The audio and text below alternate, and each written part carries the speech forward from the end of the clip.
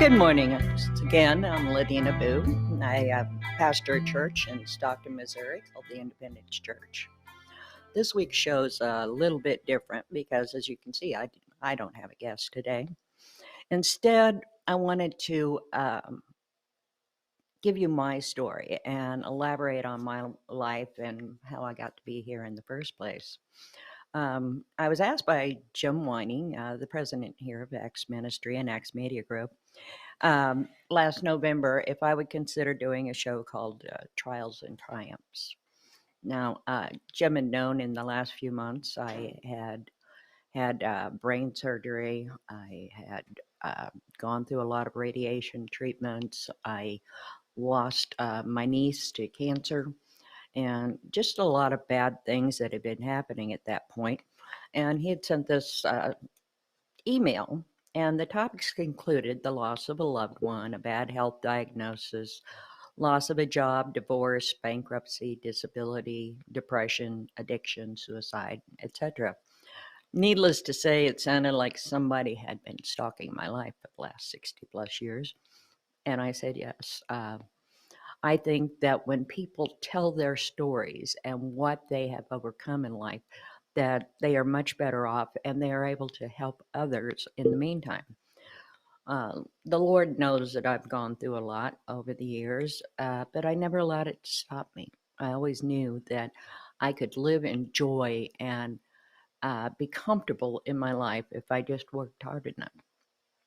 Now, before I get started, I just wanted to say to everyone, for myself and my future guests, that every saint has a past and every sinner has a future. And I know that the Lord gave me my future. I stepped away from him for a lot of years and came back, and I was welcomed with open arms. I mean, he knew everything I'd done and he forgave me anyway. You know, all of those who come to Christ are a new creature, and all their past sins are washed away, no matter what it was. So with that being said, my testimony here will include marriages, divorces, childhood sexual trauma, physical and mental abuse, assaults, rape, bankruptcy, suicide and murders, health problems, and quite a bit of other life experiences. And I pray that you stick with me as I work through this. And then whenever I bring my guests back, we certainly want you to stay. I was born in the Stockton area, Humansville to be exact, and lived on a farm in Cedar County when I was very young. And then my father decided to move us all to Kansas City, where he had better job opportunities. He was an over-the-road truck driver. While he was in Stockton, he drove a milk truck, and he wanted better job opportunities for his children. And my mother didn't really like Stockton. She wanted to get away from there. My dad was gone all week long. He'd be home usually on a Wednesday, and he'd come back on the weekends because, like I say, he drove over the road. And when he was home, he was the big teddy bear. He'd come crawling into our bedrooms and put us to bed at night. And he spent a lot of time joking and laughing and just being an all-around fun dad. Mom, not so much. You know, she was not really into a child's happiness. Needless to say, I have PTSD from the experiences in my life, but I don't let that get to me either. You know, we had mom and dad in the house, and there were three of us children, and we had two or three cousins that lived with us a lot over the years. Whenever my aunt and uncle had gone on a fishing trip, and they drowned on a river in Osceola, Missouri, and they left the three children, 16, 9, and 6. It took 3 weeks to find those bodies, and it still stays with me. I still have all the newspaper articles about it.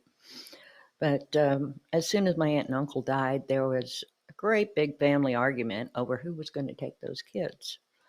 One wanted the older boy, one wanted the daughter, and nobody wanted the 6-year-old cousin. He was my hero in life, though. And before all of the arguments were finished, my grandfather put his foot down and said, no, they will stay together. And so my grandparents took them in. Probably not the best situation because they were up in years at that point anyway, but at least the kids all had one place to call home. That being said, they'd be at our house for 2 or 3 weeks at a time. We often took them on vacations with us. You know, the younger cousin there, his name was Donnie. He went to school up at our place and so forth. But a lot of things in my childhood were fun, but then there were other things that were disturbing, and I didn't know what they were. One of my earliest memories I have it being shut in a back bedroom at my grandmother's house, and no one was allowed to see me for almost 3 weeks, other than my grandmother. I don't know why I was there, but I had asked my cousin and what had gone on because he was there and available. And he said nobody would ever say what had happened to me. But there were a lot of whispers about some blonde headed man. And they didn't know what had happened. He didn't know what had happened. And really, for the most part, whenever I went to a couple of aunts and my grandmother and so forth, um, they just shut me down. It was an off limits question. So, like I say, I don't have any idea what happened there, but I do believe that I died at one point because I remember seeing all my family down below me, like I was floating above a sofa at that point. And I remember my grandmother's cuckoo clock, which you couldn't hear in the back bedroom. And I believe the Lord at that point had given me the option of staying with my family or going home with him.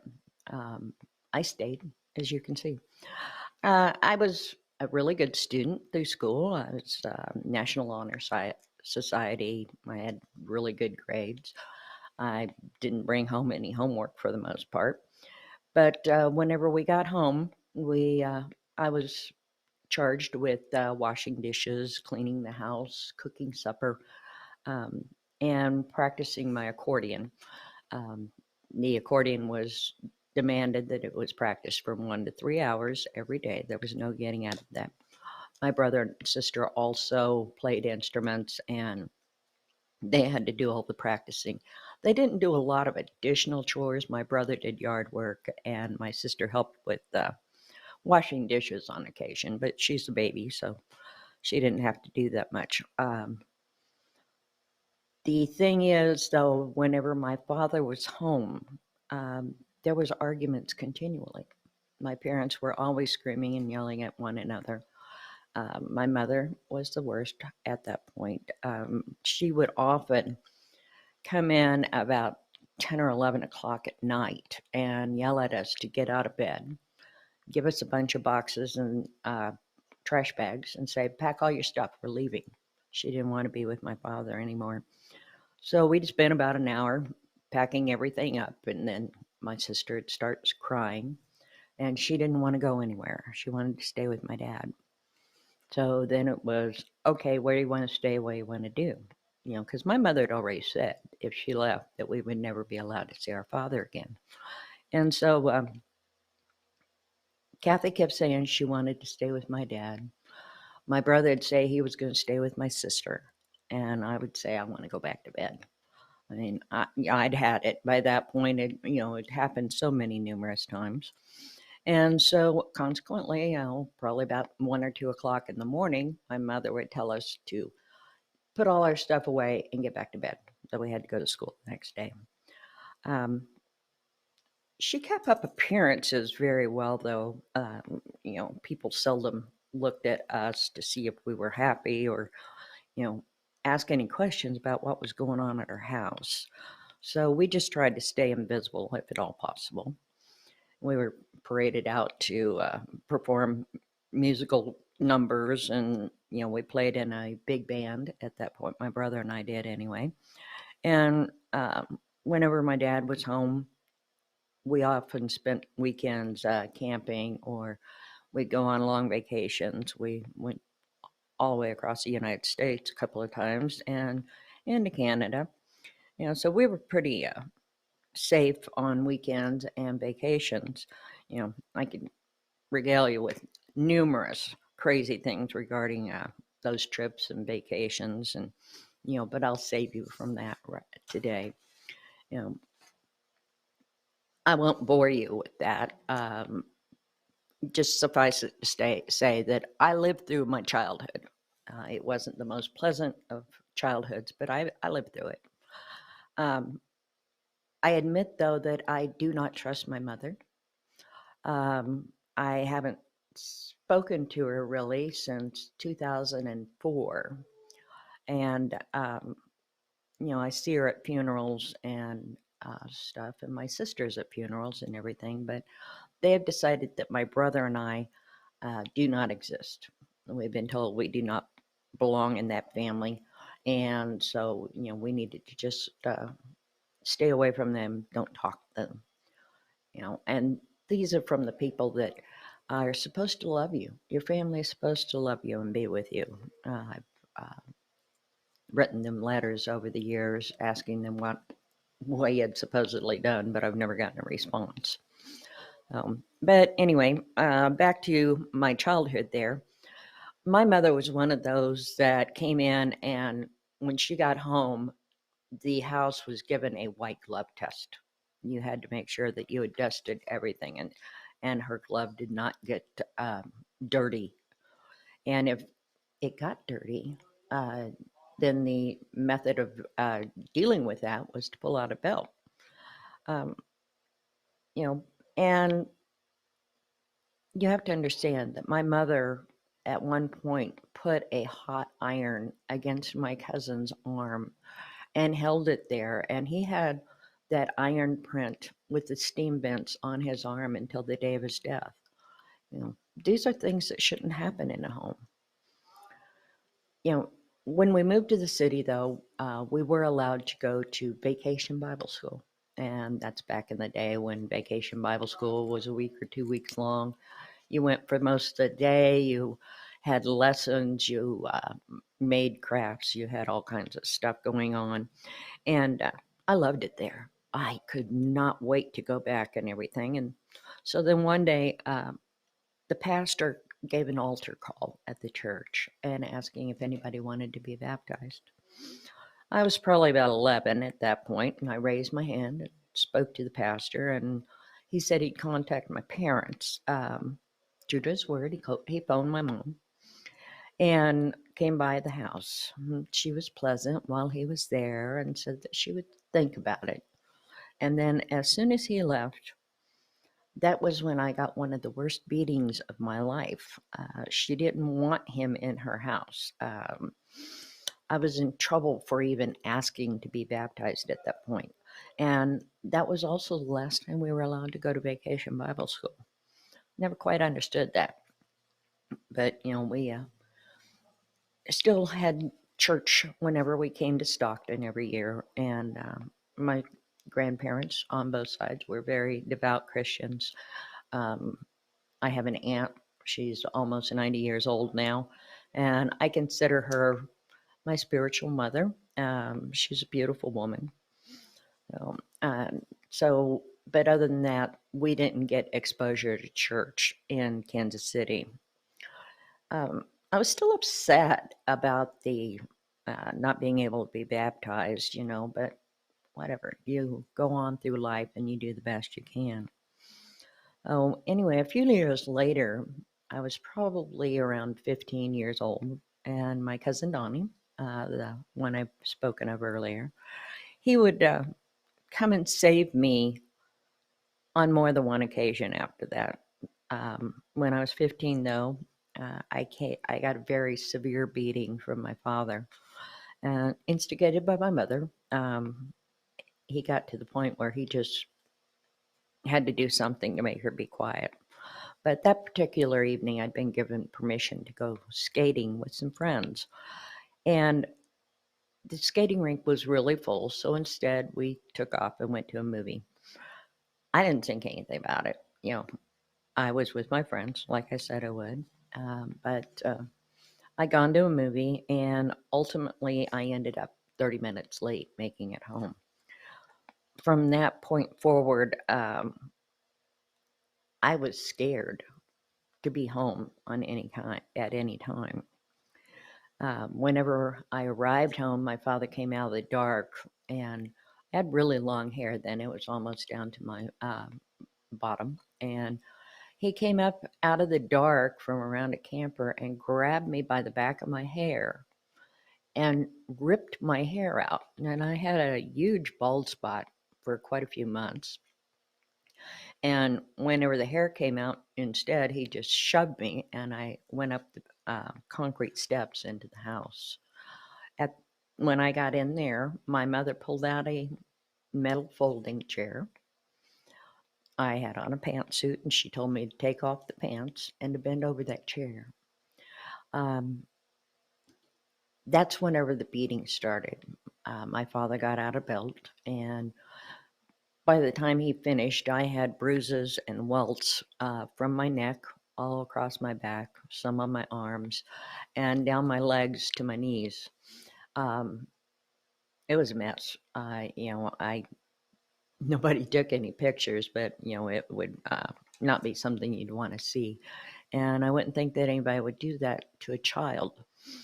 But there, when they finished the beating, I was told to sit in that metal chair and think about what I'd done. Well, it's hard to do that whenever you don't know what you've done that was so bad.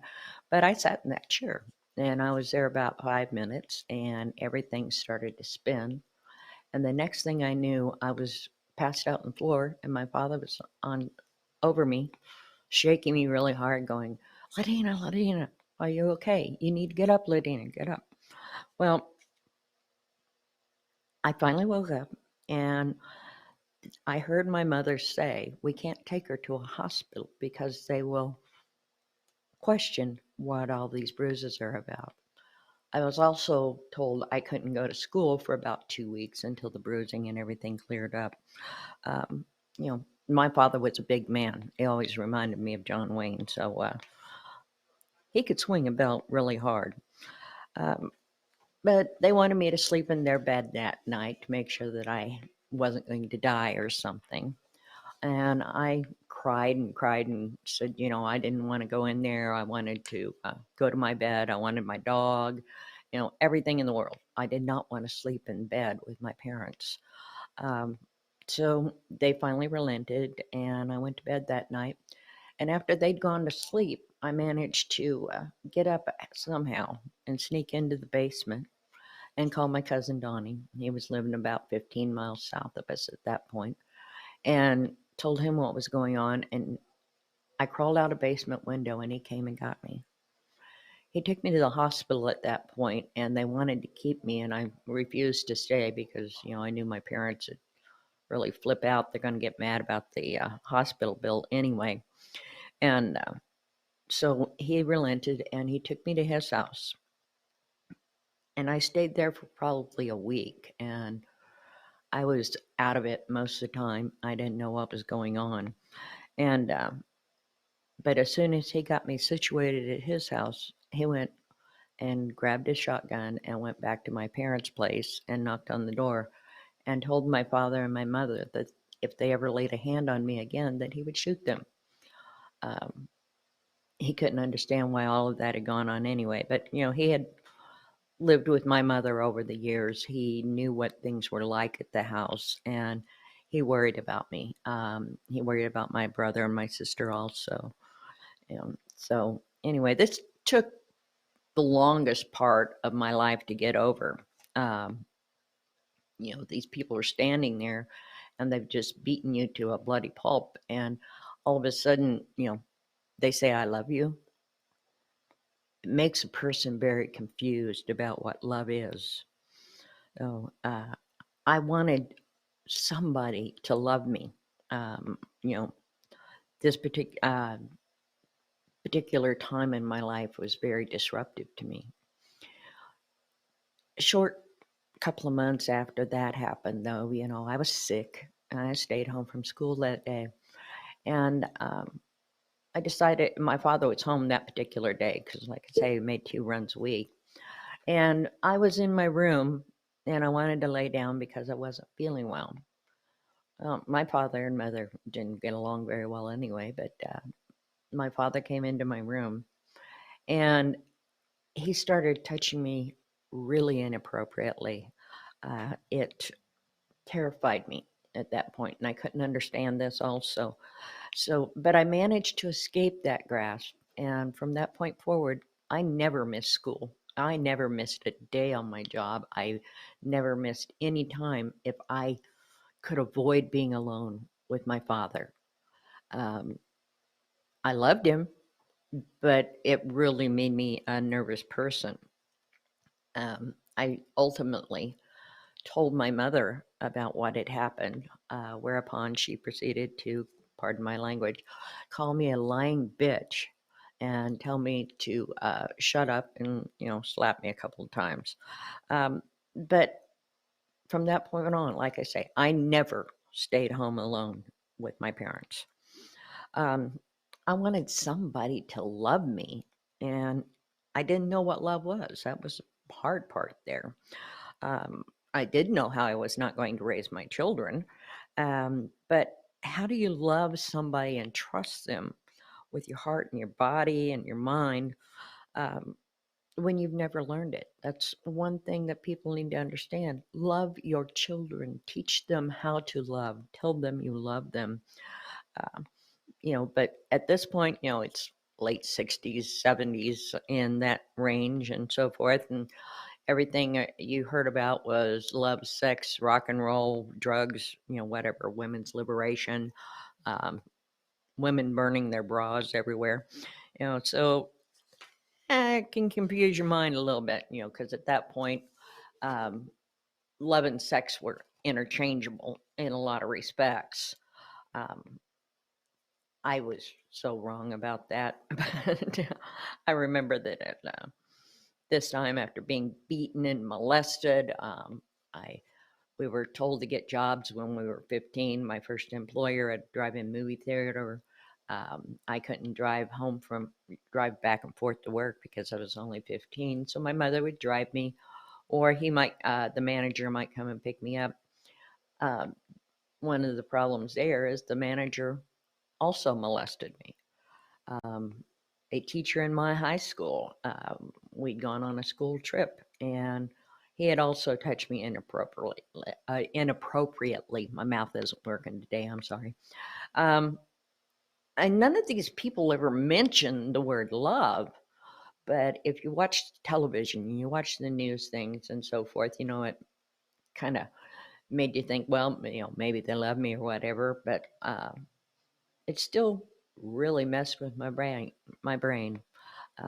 But like I say, we all survive life one way or another. The thing is that you have to take that hurt and that knowledge and step above it. You have to move forward, and I don't care what your past is. Like I say, every saint has a past. Um, I had thought about running away a couple of times with some girls from the neighborhood, but I chickened out because I knew what was happening when I get home. And the other girls, they went ahead and ran away. They made it as far as California before they were found and shipped back to Kansas City. So, pardon me. But whatever. Life was just that way. It was a strange period in our history, but I think that everybody was coming out, and we've got the television sets at that point. We're seeing a war for the first time ever on our news broadcasts, and um, it was a strange time to navigate. But anyway, I went on and about ready to graduate high school, and actually it was my junior year, and a boy came up, and he had been telling everybody from the time he saw me that he was going to marry me. And so here it is, it's like, wow, somebody wants to marry me. What's going on? Um, but I got to thinking about it, and it's like, well, if I get married, I can get out of my house. I wouldn't have to deal with my parents. Um, it was a difficult time, but in any way, excuse me. Um, I thought about that, and then I was also allowed to see my accordion teacher. Excuse me. He was a few years older than myself, but I had been seeing him for a little bit, and ultimately ended up pregnant. This is before they got in high school, excuse me. And we were getting ready to take a trip with the band. We all played in a big band, as I said, and we were all going to Canada. Well, I was pregnant, and so he was going to drive me to St. Louis, where we met the rest of the band members. And before we left, I manipulated my excuse me birth certificate and made it look as though I was 18 years old. Girls could get married at 18. Boys had to be 21. But his mother came and signed for him to get married, and she was all for our arrangement and all for our marriage and so forth. And so we got married, and we took off to St. Louis. And when we got there, we acted like nothing was different, nothing was bad. Everything was going to be just fine. And then it was nightfall. So we cleaned up all the supper mess and everything, and then went to my parents and told them what we'd done. That was probably not the best move I had ever made in my life, because immediately um, appearances didn't matter that much with my mother at that point. And so I got slapped around a few times. Um, the accordion teacher was banned from our area of the campground. And when we got home, my father immediately had the marriage annulled, and my mother and father forced me to have an abortion. I No girl should have to go through that, um, especially without any kind of warning whatsoever. I was still under my parents' rule, and so I had to do what they wanted, and I had no say in the thing. Um, they were extremely displeased, and so I had to deal with that. I'm hoping at one point that I'll be able to see that child in heaven, but that messed with me for quite a little while at that point. So I'm back at my parents' house. I'm in high school. Going anywhere with anyone, for just a fun time was out of the question. But I was in the honor society and the pep squad, so I had things I had to do at school. Um, at that point, I met the young man I said wanted to marry me. He said that from the first day he saw me, and so we started seeing each other on the side. We'd see each other in the hallway, or we'd see each other at a football game and things of that nature. And so we ended up having sex again, and I got pregnant a second time. Um, I wasn't going to allow another abortion. I didn't care what was going on. And so I made it a point to pack up all of my stuff, a little bit at a time, and I'd haul out trash bags and stuff when I was going to school. And I just took everything I owned on that last day. I took another bag of bag of clothing and shoes and stuff, and I took my accordion and I went to school, and I never came home again. Um, I was not going to allow them to kill another child. Well, problem there is the next day my grandfather died.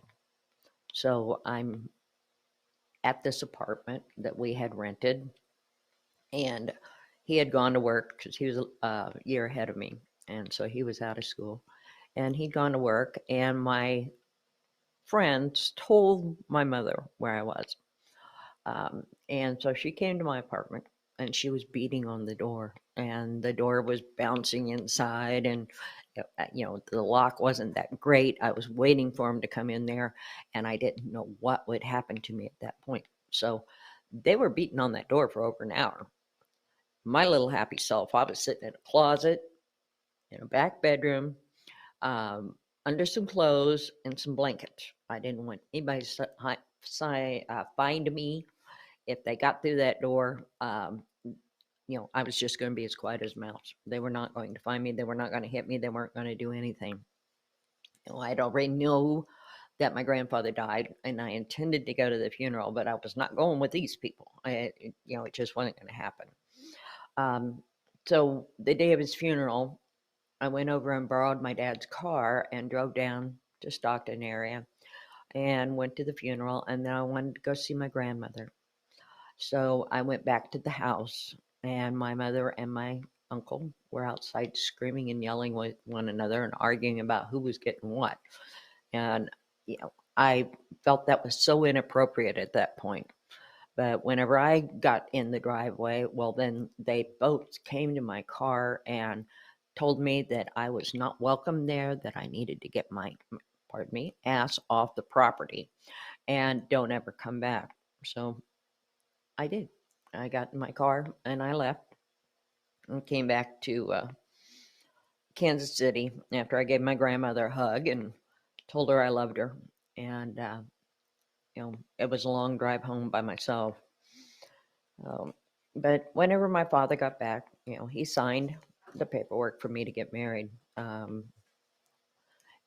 And, so I started my life there. I got my GED instead of waiting for the next year to graduate.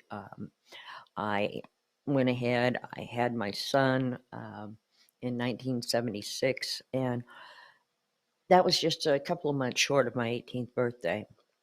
And my father did come to the hospital when my son was born and acknowledge his first grandchild and gave him a bunch of bicentennial silver dollars and 50-cent pieces. But my mother wouldn't come to the hospital. She did not see my first son um, until he was almost 4 months old, because at that point, my grandparents had called and said they were going to come to Kansas City to see their great grandchild. And so I told them to meet me at my mother's. It's the only place they knew to go. And so I went over there. My mom wasn't happy. She didn't want people in her house, but, she saw my son for the first time that day.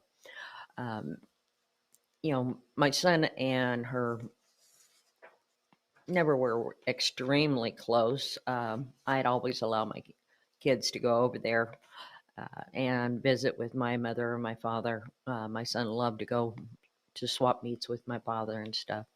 But my kids were always given the instruction, if they start fighting, you call me and I will come and get you.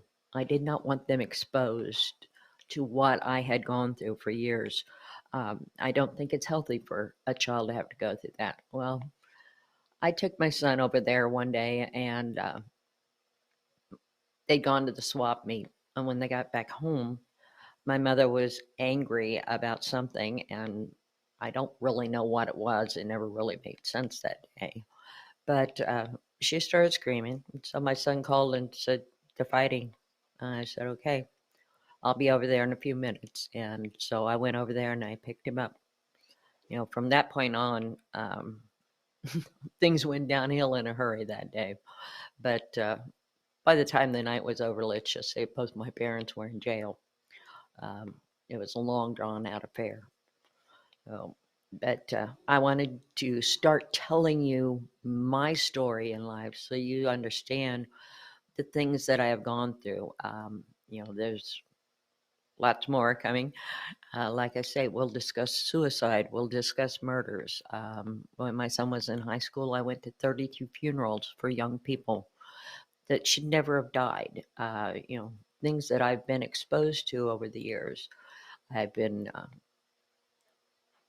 beaten, I've been raped, I've been degraded, um, but God brought me to Him. And though I've known He's been in my life forever, He brings me peace and comfort. And I know that anything that happened to me in the past cannot affect my future if I don't let it. And that's the same thing I want everybody else out there to know. Your past does not define your future. You can come to Christ and He forgives everything you've ever done. And you get the comfort. My granddaughter does not have the greatest relationship with her father. And she called me one day and she said, I don't really have to worry about it anymore, Grandma. She says, I've got a father who loves me, and that father is God, and He's enough to get me through. So I want you to understand that for this week. I hope I don't bore you too awfully much listening to my story, and I will see you again next week. Thank you.